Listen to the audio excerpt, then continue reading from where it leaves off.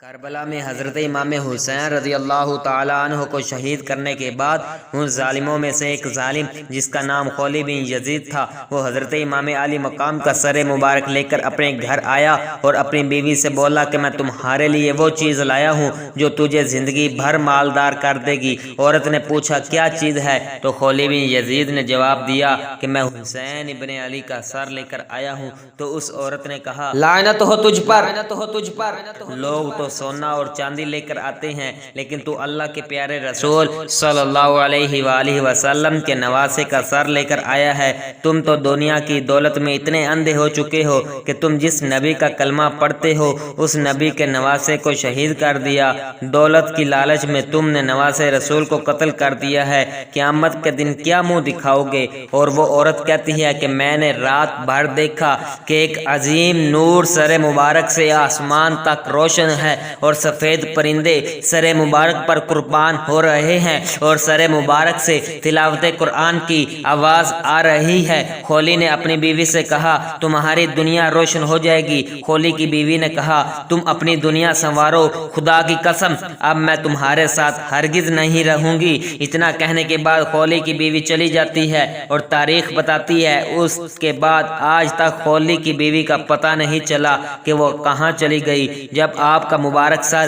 ابن زیاد خبیث کے پاس لایا گیا، اس کے گھر کی دیواروں سے خون بہنے لگا۔ جب امام علی مقام کا سر مبارک ابن زیاد کے دربار میں پیش کیا جاتا ہے اور ایک تخت پر رکھ دیا جاتا ہے، تب ظالم ابن زیاد امام علی مقام کے مبارک چہرے پر چھڑی رکھ کر کہتا ہے کہ یہی وہ منہ ہے جس نے آپ نے خلافت کا دعویٰ کیا تھا۔ اس وقت ایک ضعیف آدمی، ایک ضعیف صحابی رسول حضرت ابو برزہ اسلمی رضی اللہ تعالیٰ عنہ بیٹھے ہوئے ہوتے ہیں۔ آپ ابن زیاد کی اس گستاخانہ حرکت کو دیکھ کر کھڑے ہو جاتے ہیں اور فرماتے ہیں اے ابن زیاد، اس چھڑی کو تو ہٹا لے۔ جس جگہ پر تو چھڑی کو لگاتا ہے اس جگہ پر میں نے نبی کریم صلی اللہ تعالی علیہ وآلہ وسلم کو چومتے ہوئے دیکھا ہے۔ ظالم انسان، یہ حرکت مت کر۔ نبی کریم صلی اللہ علیہ وآلہ وسلم نے حجر اسود کو ایک بار چوما تھا، وہ کعبہ کی دیوار میں لگا دیا گیا اور حجاج کرام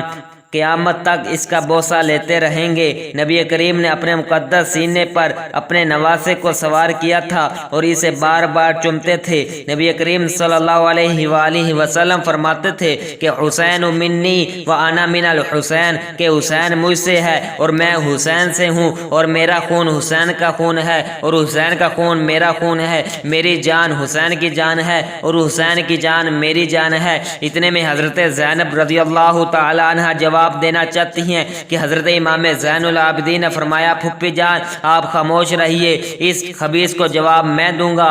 ابن زیاد بولا تمہارے باپ کے ساتھ رب تعالیٰ کا معاملہ صحیح ہوتا تو تمہارا باپ اس طرح سے ذلت اور رسوائی کیوں اٹھاتا؟ امام زین العابدین نے فرمایا میرے باپ کے لیے ذلت اور رسوائی نہیں ہے، ذلت اور رسوائی تیرے لیے ہے، کیونکہ تو نے میرے باپ کے خون سے اپنے ہاتھوں کو رنگین کر کے اپنی آخرت کو برباد کر لیا ہے۔ حضرت زین العابدین ایسا بیان فرماتے ہیں کہ ابن زیاد خاموش ہو جاتا ہے۔ حضرت زینب رضی اللہ تعالیٰ عنہ کی طرف دیکھ کر کہتا ہے یہ کون ہے؟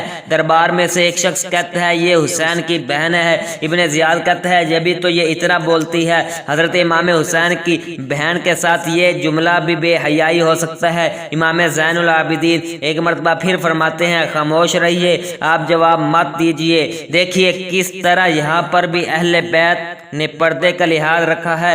ابن زیاد اپنے سپاہیوں سے کہتا ہے آؤ امام حسین کا سر لے جاؤ اور انہیں کوفہ کی گلیوں میں گھماؤ تاکہ لوگوں کو پتہ چل جائے کہ یزید کی بغاوت کرنے والے سے کیا ہوتا ہے۔ جب امام حسین کے سر مبارک کو کوفہ کی گلیوں میں گھمایا جا رہا ہوتا ہے تبھی وہاں پر ایک شخص قرآن پاک کی تلاوت کر رہا ہوتا ہے اور کیا تم نے جانا کہ کہف اور رقیم والے ہماری نشانیوں میں سے تھے؟